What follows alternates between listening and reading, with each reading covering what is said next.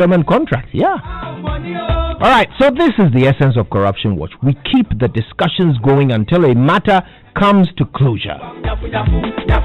Okay, so Corruption Watch is sponsored by Danida in collaboration with our partners Ghana Center for Democratic Development, CDD Ghana, Ghana Integrity Initiative, GII, Ghana Anti-Corruption Coalition, GACC, Africa Center for International Law and Accountability, ACILA, and of course multimedia platforms Joy FM and Adom FM.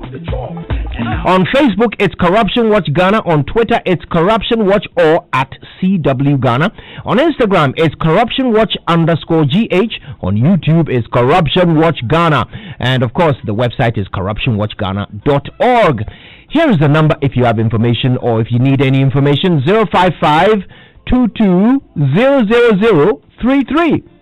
Or send a WhatsApp to that same number. You can also try on WhatsApp 055-453-6295. The hashtags are Wanamoni and Ghana Abre.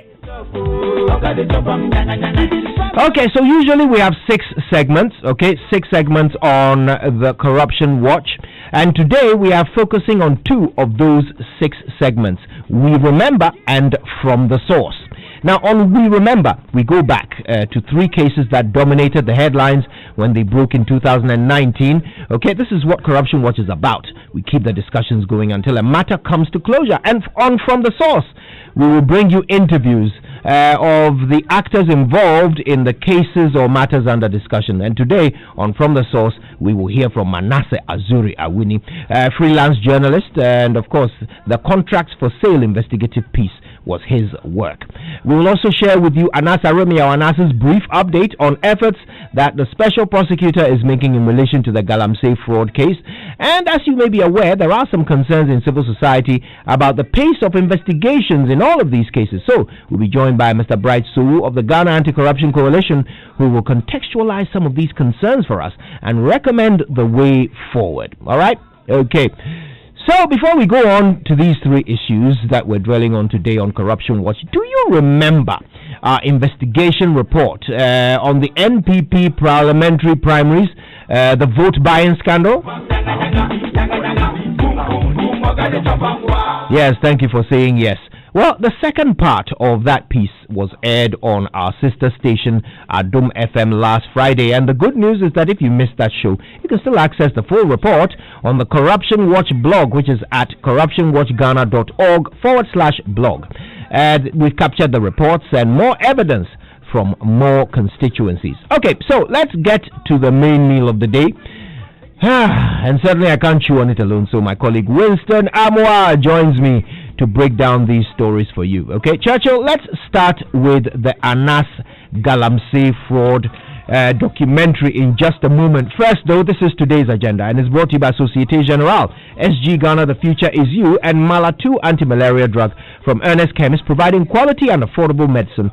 So times change, but the things that matter never will. Old Mutual has been that consistent partner for our cherished customers for 175 years of their existence. The world is changing every day. The way we communicate has changed, but what we feel has not. The way we invest has changed, but why we invest has not. The way we learn has changed, but the reasons why we learn have not. In 175 years, through every generation, we've learned that time changes, but what matters never will. Old Mutual Ghana is a leader in pensions and insurance in Ghana, with group personal pensions and low premium life insurance policies to help you achieve your financial goals. So visit any of their branches or call or send a WhatsApp to 050-153-3745 or 024-207-710045. That's a long number. Now, do this to start a relationship now. Old Mutual, do great things every day.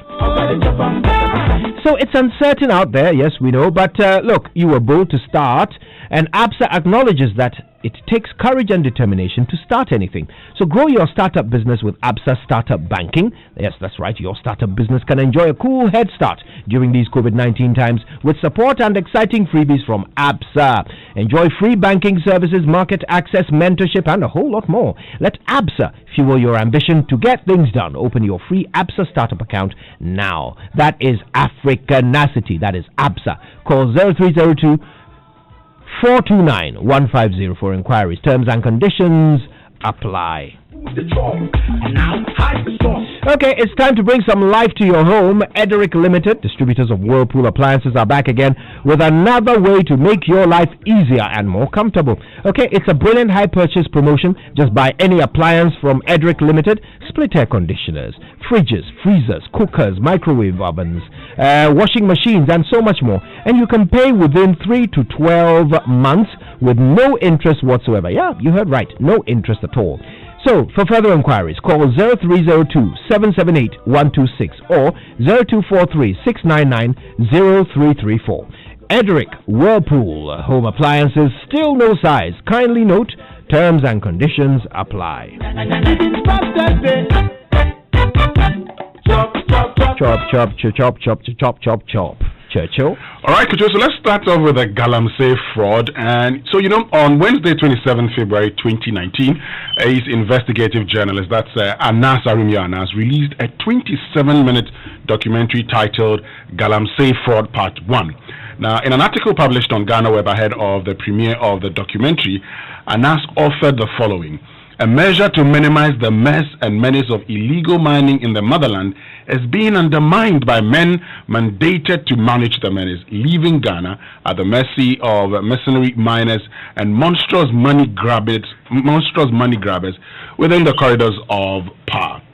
You may recall that President Akufo-Addo's government took steps to clean the mining sector by placing a ban on illegal mining. Consequently, government set up the Inter-Ministerial Committee on Illegal Mining, that's IMCIM, to implement a 2-year roadmap. While the committee received plaudits in some quarters for a good job done, there had been complaints over time about underhand dealings involving officials in charge of the IMCIM who allegedly took bribes to allow people circumvent the rules of the roadmap. In fact, some claim that one could be allowed to go onto the field with excavators to mine without proper documentation and approval as prescribed by the roadmap. It was also alleged that some powerful people close to or within the IMCIM could arrange protection for people engaged in illegal mining. So these were the issues that Anas decided to test in that investigation, and we know that one of the key people accused in the documentary was the former secretary to the Inter-Ministerial Committee on Illegal Mining, Mr. Charles Bisu. We also know that in July 2019, that's 5 months after the release of the documentary, the Criminal Investigations Department of the Ghana Police Service cleared Mr. Bisu of the allegations of corruption. The CID had concluded in that investigative report that Mr. Bisu did not circumvent the laid-down procedures of the IMCIM to favor a company that was at the center of the incident. However, Special Prosecutor Martin Amidu rejected the CID's conclusions and indicated that he had not finished with his investigations. Mr. Amidu had been petitioned by Anas and received the video documentary that showed the officials taking bribes as well as unedited recordings to aid his investigations. I remember that when the CID came out to clear Mr. Bisu. That was interesting. He has an interesting full name, Mr. Charles Cromwell Nanabenyin Unyawanto Bisu. Yes, indeed. We'll get to All right. Let's go on to the missing excavators. Exactly. And so moving on, you may also recall that linked to the Galamsey story was the case of some missing excavators. Indeed, the story of the missing excavators surfaced almost 1 year after the Anas documentary was released. Some news reports claimed that about 500 excavators had gone missing. The Ghanaian Times also reported in early February 2020 that the CID had arrested 6 persons, including the then Central Regional Chairman of the New Patriotic Party, Mr. Eko Ewusi. According to the state newspaper, the police had conducted the arrest in order to get first-hand information about the whereabouts of some missing excavators, which were placed under the care of Mr. Ewusi. Also in February 2020, news portal Modern Ghana reported that Professor Kwabena Frimpong Boateng, the Minister of Environment, Science, Technology and Innovation, had stated that all seized missing mining excavators that had gone missing would soon be found. Now, according to the report, the minister said the country's security agencies were following up on the issue closely and would soon bring it to its logical conclusion. Soon, my brother Kojo. Soon, we were told. Soon. Yes, soon. All right. Okay, now let's turn our attention to the contracts for sale story. Good. So, indeed, you know that 46 minutes documentary was first aired on the Joy News platform. Yeah. In that report, Manasseh Azuri Awini reviewed that Talent Discovery Limited, a company incorporated in June 2017, had won a number of government contracts through restrictive tendering. Manasseh also reviewed that the company was engaged in selling contracts. But the biggest revelation from that documentary was the alleged involvement of the now suspended boss of the Public Procurement Authority, Ejenim Boating Ejay, popularly known as AB Ejay. Now, let's listen to excerpts of that story. At Chamba in the Nanumba North Municipality of the Northern Region, residents are impatiently waiting to have their road fixed. Ninga Mwan Kambuan is the chairman of the Yam Sellers and Drivers Union in Chamba.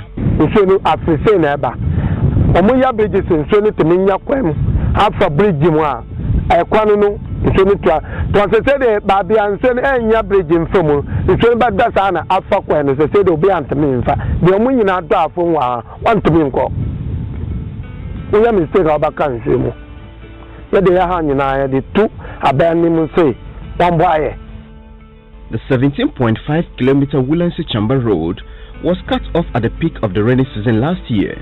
As that part of the season approaches, residents dread being cut off again. Chamba has an important yam market which attracts traders from across the country. This makes the road a very important one.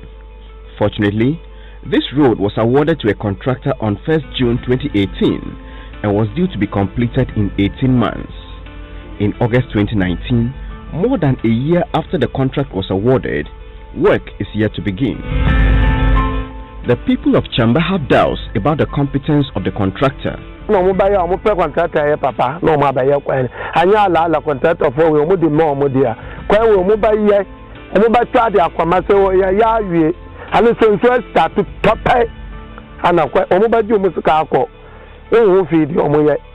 This is the contract for the construction of this road. How I came by this contract is both intriguing and disturbing. Shoddy work and the problematic execution of government projects have their rules in the procurement process that lead to the award of the contracts. Daniel Domelevo is the Auditor General of Ghana. If you have gone through or perused our audit reports, you will see that all the reports have gotten issues to do with procurement, different forms and shapes of procurement related offenses. Sometimes, which you and me are used to, they construct a road which can barely last for a year. Over the years, the PPA, which was established to curb procurement infractions and fraud, has been accused of complicity in the promotion of these infractions. It appears the era of procurement irregularities is a thing of the past. My investigation, however, reveals a disturbing trade in government contracts. Even more disturbing are those behind it. There is a group of companies off the Manet Junction on the Spintex Road in Accra called the TDL Group. Talent Discovery Limited is its flagship company. This company has nothing to do with the discovery and development of talents, as the name might suggest. This is where the fates of the Chamba Road and other government contracts are held. Talent Discovery Limited is alleged to be using its political connections to win government contracts and then sell them. The ministries, departments and agencies have confirmed that the contracts being sold by Talent Discovery Limited are authentic contracts that have been awarded to the company. A search at the Registrar General's Department shows that Talent Discovery Limited has two shareholders, Ejenim Ejay, a majority shareholder of 60% of the shares, and Francis Ahin, who owns the remaining 40% shares. Of the two directors and shareholders of Talent Discovery Limited, one of them pointed to the PPA CEO. The spelling of his Ejenim and Ejay are the same as those on the registration documents, even though The registration of the company does not have his middle name or his initial.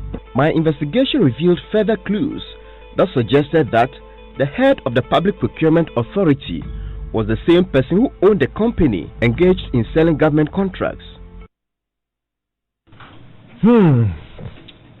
Fascinating stuff there. And those are excerpts from Manasseh Azuri Awini's work into these contracts for sale, which did air on the Joy News channel. All right, now in a moment we're going to speak with Manasseh Azuri Awini and also Mr. Bright Sowu. But before we get to them, let me quickly remind you that text messages on the Super Morning Show are brought to you by the Glycocritical Illness Plan, GSIP. It's in your interest to survive, and we thank you for all your text messages. We're going to be reading a few more in a while, but Glyco wants you to know if you're a policyholder, your claims are very important to them, and they advise you to visit their offices or the Glyco Life website, which is glycolife.com, to lodge your claims for prompt service. Now, we're all surviving COVID-19 together, so please pay your premiums via your chosen mode of payment or by Momo on 059-144-1473 or by e-premium for microinsurance to safeguard your policies. Now, the call center team is ready to support you, so call them on 020-222113 for assistance or contact them via their digital channels. They care for your safety, so all offices are implementing the Ghana Health Services recommended COVID-19 protocols. Please practice social distancing, keep safe, and trust GlycoLife to cushion you for life. Now, the internet is the highway for your business. Have you ever spent hours downloading your business files or missed a tight deadline because of your unreliable internet? With MTN Business, your business cruises on the most reliable, high-speed, secure, dedicated internet service. Just dial *5057# to connect today and enjoy premium internet access across all of your spectrum, designed for your specific business needs today. Everywhere you go, terms and conditions apply. Our money, when I'm money, our money, when I'm money, our money, when I'm money, our money, when I'm money. Yeah. Okay, so we have Manasseh Azuri Awini and Bright Sowu on the lines. Gentlemen, good morning. Thank you very much for making the time to be with us. Good morning to you, sir. Good morning to all listeners of Joy FM. Wonderful, wonderful. Now, I want to start with you, Manasseh, if you don't mind. It's been 11 months since you broke this story. Tell me, looking back, how important was it that the story came out at the time it did? Well, Kojo, this story is important for a number of reasons. The first reason being that it is common knowledge, as the Auditor General said in this report, that roads are built, projects are done, and they barely last because people who are supposed to do it are not competent. And I have not done anything concerning road construction, but when I wanted to test the waters, the fate of an important road was in my hands. So if I had some money to pay, I could have taken this road to go and do the construction, which would ultimately lead to shoddy work. So that is one reason, and also for the fact that procurement forms a chunk of the corruption in this country. If you take procurement corruption out, we will be left with virtually petty corruption. So if somebody who was started to be leading the crusade against the procurement infractions, that's the head of the Public Procurement Authority, owns a company that was engaged in this act, then it was really serious and important that it was brought out for people to know. Now, we played an excerpt from the entire report, but why don't you remind us of all the key allegations that were made? Well, the key allegations that came out of this documentary had to do with the fact that, one, as I stated earlier, the company engaged in act was owned partly by the PPA CEO and then his brother-in-law. Two, we were able to establish that the contracts that these companies were engaged in selling to people who were prepared to buy were all awarded by state institutions through restricted tendering. And also, there was one about this road this road contract. They said it was for a sister company. They themselves mentioned that it was for a sister company. So there were some that were directly awarded to Talent Discovery Limited. And in the documentary, they told our undercover agent that with time, they could also use the name of the company we created to bid for contracts. So we will become a partner company. So I'm not surprised about this arrangement.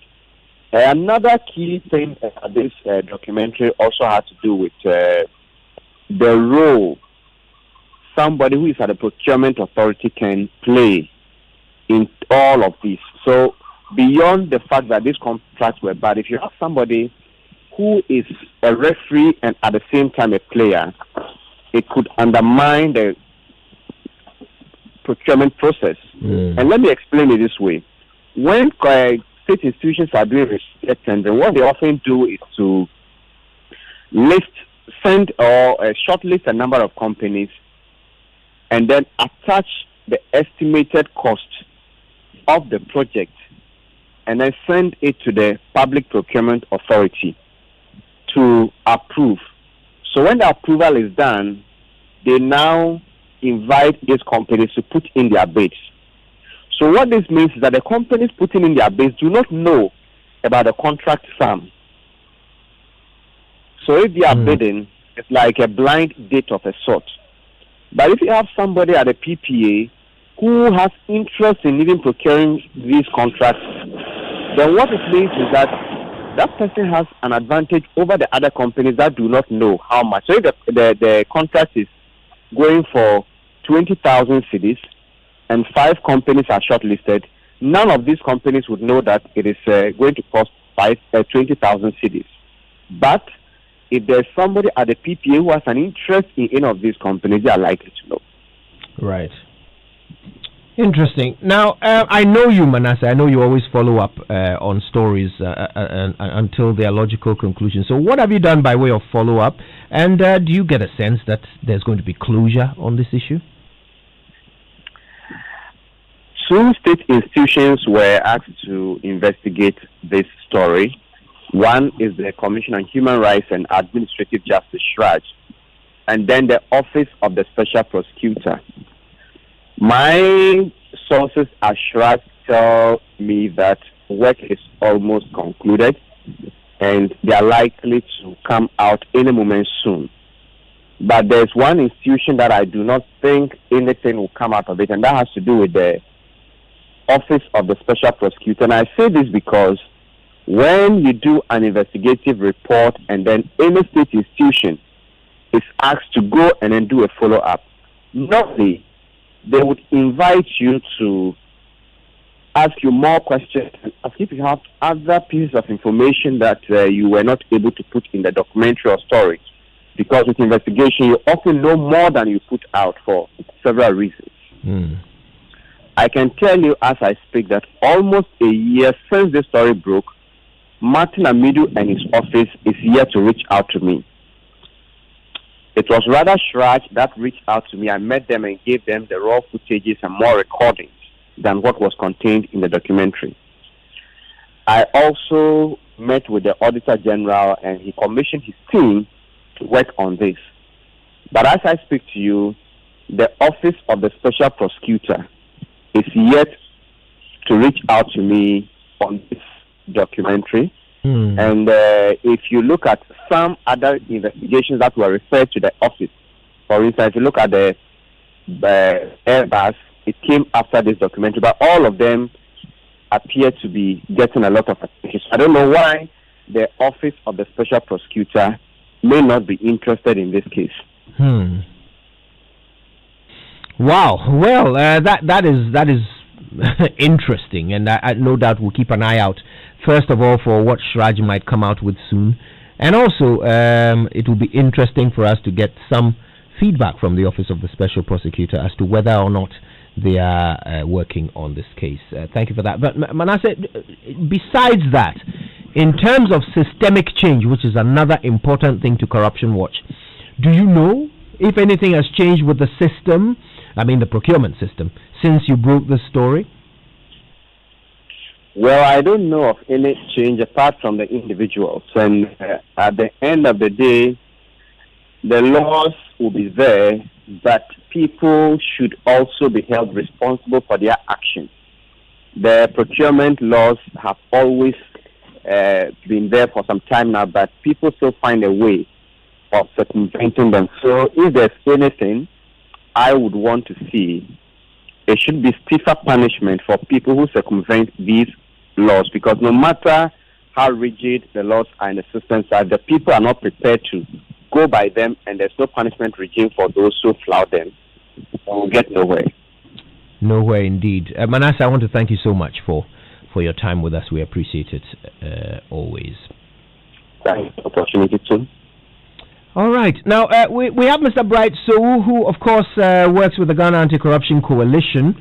Mr. Sow, I'm hoping that we can contextualize these concerns about the pace of investigations and perhaps look at ways forward. So thank you so much for your time with us.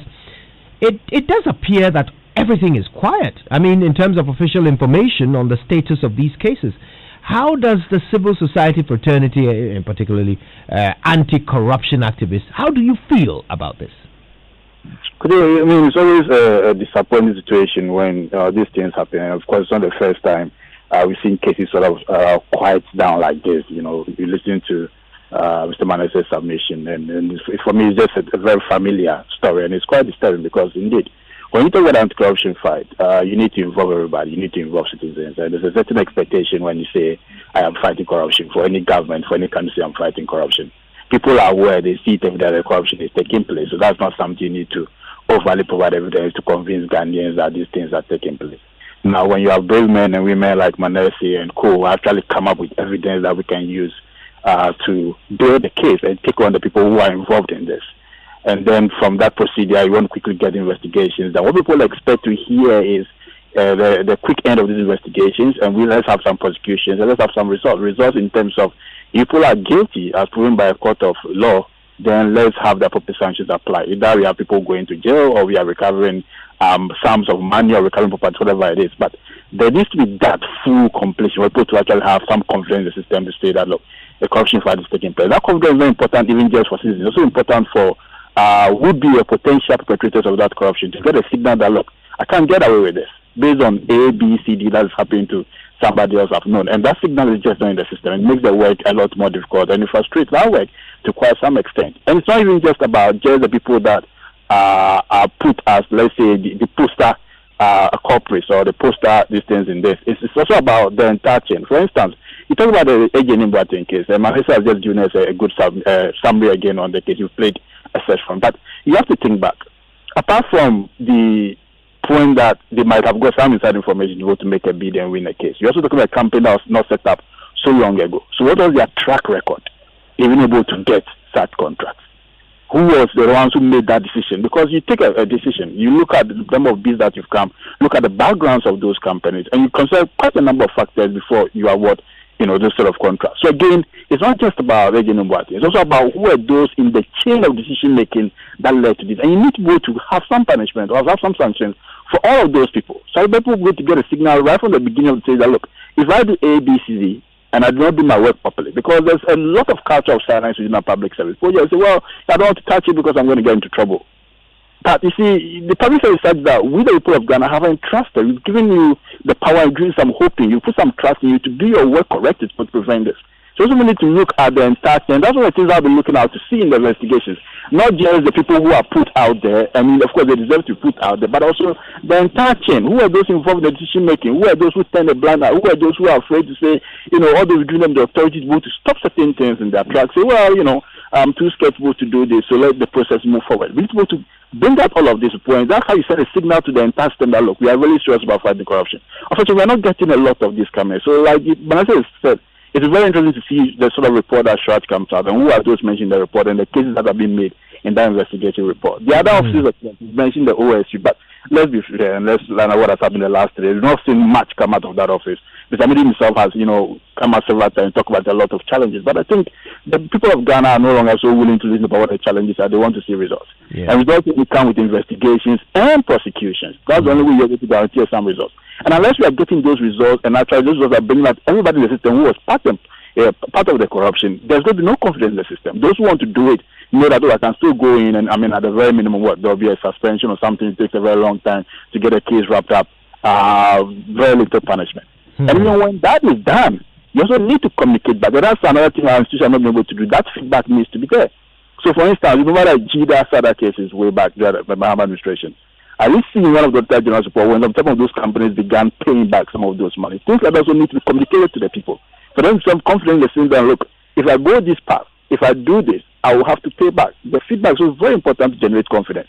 So you talk about investigations and talk prosecution. It all comes to the issue of confidence in the system that really something is being done about corruption. And a big part of it also has been the leadership of some of these institutions. Indeed. The was not the first Auditor General ever had in this country. His popularity and the office popularity the last few years has not been simply because of a case of mere technical competence. It's also been about engagement, being willing to put things out there, being willing to advise society to say, look, the report has come out, ABCD is there, take a good look at yourself. Being able to involve all these other stakeholders, say, look, we need to fight this together. There's a certain determination and passion of the leadership. And I've worked closely with the audit service. You could see it was trickling down to almost every other offices you're engaging, whether it was the legal guys or the PR offices. It was trickling down. That sense of urgency, we need to do something about this. And there's something that was trickling down to every department within the service. And I hope that the acting Auditor General also continue. But that is also key to have people in place in these investigative bodies and procedural bodies who actually care, who actually know what the mandate of the office is, and are willing to go way and above to ensure that things are done properly. And Ghanaians get accountability in some of these cases. That's very, very key, and this has been missing for a very long time. Indeed, missing for a very long time. Thank you for that. So to wrap up, why don't you tell me what, in your view, is the way forward? I mean, what kind of change would you like to see when it comes to the pace and transparency of investigations, corruption investigations in Ghana? Well, luckily, we are in an election year. We are going to be hearing again from the political parties, particularly the major, the ones that have been winning elections in 1992, the NDC and the MPP, on what their plans are. I think Mr. Mahama gave us a bit of that when he introduced his running mate. I think we heard about something called Operation Stink, and that, and I guess the details will come out, so we'll probably hear the plans of the MPP also somewhere along the way. Now, for me and these sort of electoral Ghanaians, that it's important that we learn from what has been going on, that we don't really need new structures and new offices and new operations and that sort of thing. We already have those structures in place. The fundamentals to fight corruption in terms of the frameworks are already in place. What we need is leadership that can guarantee the independence of those institutions, leadership that can guarantee resources in those institutions to work. And what we also need from our institutions is leadership that can say, this is the mandate of our office. We are going to go A, B, C, D, we're supposed to deliver on this mandate. So at some point in time, let's also be bold as citizens to say, look, yes, the political leadership is there, they're the ones we elect, but also be able to direct questions to those institutions themselves to go to answer. So, for instance, we talk about corruption when the CPI scores can really talk to the politicians. Also talk to the leadership of those institutions that are supposed to deliver and say, ABC is what is happening. What are you doing about it? How many cases have you had in there? How many are you able to deliver on? And I'm not saying this in a way to just sort of implicate them, but also we need to hear the challenges of those offices.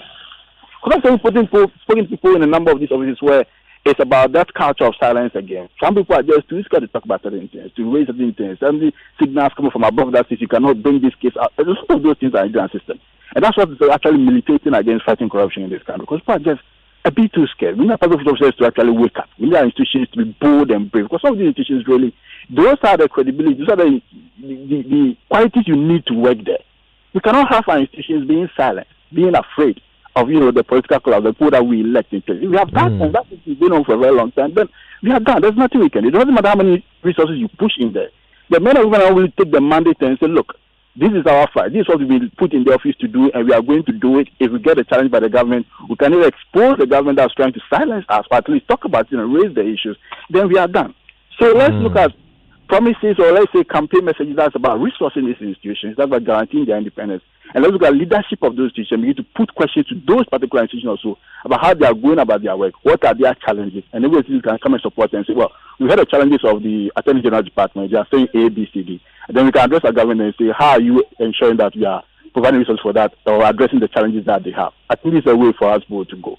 It's not just about some new idea or some new office or some new plan. But the ones that we have, let's ensure that they work properly. Wonderful. Mr. Bright, so I want to thank you so much for your time with us this morning. It's been enlightening. Thanks for participating. Mr. Bright, so of course works with the Ghana Anti-Corruption Coalition, and he's been helping us contextualize some of these concerns about the slow pace of investigations in these outstanding cases. Yeah, that's what we do on Corruption Watch. Our money, when I'm money, our money, when I'm money, our money, when I'm money, our money, when I'm money. Okay, so thank you so much for listening to our edition of Corruption Watch today. And look, I want you to understand that the power is in your hands, okay? In your own small way, you can help in the fight against corruption. Please reach us on the Corruption Watch hotline 055 22 00033. 055 22 00033. Okay, send us a WhatsApp on the same number, or go to our website, which is corruptionwatchghana.org. And as always, Corruption Watch is brought to you by a partnership that includes Ghana Center for Democratic Development, CDD Ghana, Ghana Integrity Initiative, GII, Ghana Anti-Corruption Coalition, GACC, Joy FM, Adom FM, and the Africa Center for International Law and Accountability, ASILA. And the main sponsor is Danida. Oh, on the money, Africa money, how can it jump up? Woman, they work, rich, they enjoy. I say, how we go bridge, It's Inspirational Wednesday on the Super Morning Show, and we've got just a little bit more to give you before we wrap up and Mamador takes over. Stay with us. Anywhere you dance, I'm big dead out. Akosia, I'm awful. I have to go and deposit today's sales and buy some things before I get home. Okay, but deposit money at this time. It's past 6 p.m. Which bank is so open? My daily sales always goes to Stanbic Bank no matter when I close. Hey. Even without my debit card, I can still deposit my money at a Stanbic ATM anytime. Stanbic literally follows me everywhere. Hey, wow. That's good though. Me, when I close late, I have to carry the cash on me home with all the risk. Hey. Sometimes even when I hear mosquitoes making noise in my ears, I it's my heart. I wake up to see if the money is still there. Akosia, don't make me laugh. I said that you are laughing. I'm serious, laugh. Imagine all the 1001 ways you can bank safely without leaving your home or office. If you need any help, send us a message on Facebook, Twitter, or Instagram at Stanbic Bank GH. Stanbic Bank, it can be. Syndicated Capital introduces the Silent Night range of luxury mattresses and pillows. And for the first time, the Silent Night pregnancy and nursing pillows, crafted to provide exceptional relief for your legs, belly, and back during pregnancy, as well as amazing back support feeding your baby. No more sleepless nights and no more hustle with breastfeeding. Check out the Super Pillow Top Orthopedic Mattress, made with 12 inches of memory foam cushioning, providing unparalleled comfort and guaranteed to last for 20 years. No mattress comes close in comfort and support. Also available are high-quality bird sheets, reversible quilts, a large collection of orthopedic pillows and luxurious towels at unbelievable prices. Silent Night products are available at all Melcom shops, game stores, and Silent Night showrooms at Tema, Asylum Down, Adenta, Spintex Road, and Kumasi behind Ninshia Palace, or call 0302-242532 or 050-131-5776. Silent Night. Sleep like never before. Me, I love big things. I never settle for small things. That's why I choose GoTV. With GoTV, I am always assured of the bigger and better things, especially when it comes to football. I mean, you know that. For the best football leagues are back. Super Sports on GoTV is bringing live football back. Ego Jump Rough. Spread the word. The big boys are back in town. Watch all La Liga and Serie A games. Cristiano Ronaldo! In crystal clear digital pictures and vibrant sound on GoTV. Don't slack, crack. Stay connected via any pay-body point or mobile agent near you. GoTV. Live it, love it. Do you want to upgrade your home with the best appliances you could ever get on the market? Do you want to win gifts like hand blenders, coffee makers, rechargeable shaving machines, and so much more? Then don't miss out on the Electroland Stay Safe promotion. Get your Nasco TVs at great discounts and other appliances like that one-burner stove which is going for as low as 39 Ghana cedis. Then there's the media appliances like the standing freezer, also greatly discounted. And guess what? Your trusted Japanese brand Toshiba is back in town with the best deals like the inverter fridge and washing machines. So pass by any of our shops nationwide. Please observe all safety protocols and sanitize your hand and wear your face mask. Then shop and get your gifts. Electroland Ghana Limited, home of electronics and appliances.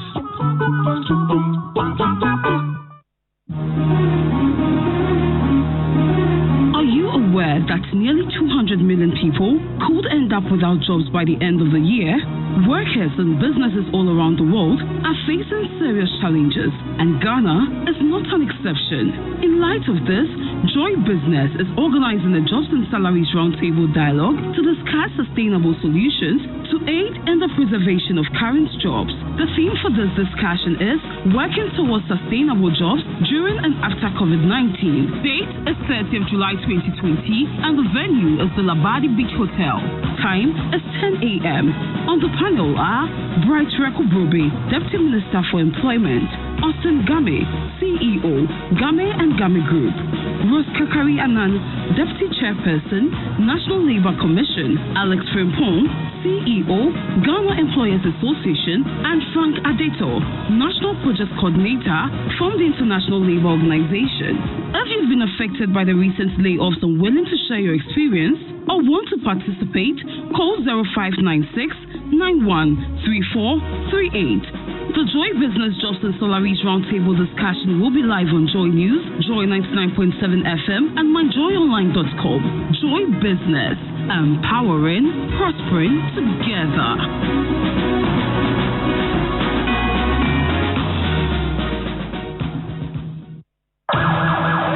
Every day, thousands of men, women, and children all over Ghana need blood transfusion to live again, and you can do something to help. My name is Kenneth Ashige. I am a member of the Ghana Blood Foundation. If indeed blood cannot be manufactured, if blood will be available for someone to live, would be available for you to live, it means someone else decided to donate it. Save blood saves life. So I encourage you to give blood on a regular basis, between 2 or 3 times in a year, and make the world a healthier place to live in. Contact the National Blood Service on 0277 501 010 for further inquiries. Safe blood saves lives. Coffee in your cup and joy on the set. The Super Morning Show is always the best on Joy 99.7 FM. Receive healing, receive deliverance.